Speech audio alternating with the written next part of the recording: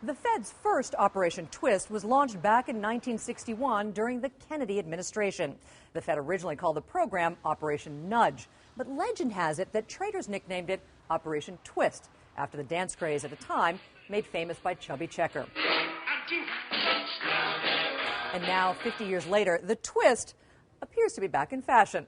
The Fed could announce as soon as this week that it's dusting off the program in another attempt to boost economic growth by lowering long-term interest rates. And here's how Operation Twist might play out.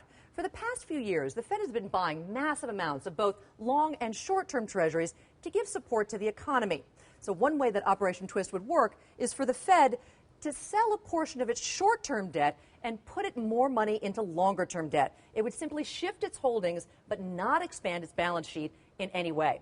This should leave short-term rates pretty much the same, but it could lower long-term rates, and that's the point. That could lower borrowing costs for businesses and homeowners and help stimulate the economy by encouraging borrowing and forcing investors to move into riskier assets. But one big question is how much money the Fed might put into Operation Twist. Some estimates say as little as $20 billion, but others say in order to be effective, the Fed needs to put more like $500 billion in longer-term debt to make a difference.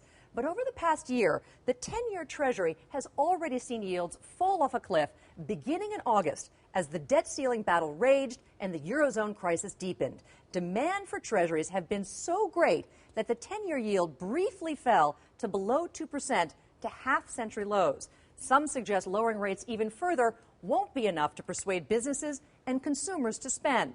One thing is certain. There will be many twists to this story if the Fed agrees to launch Operation Twist.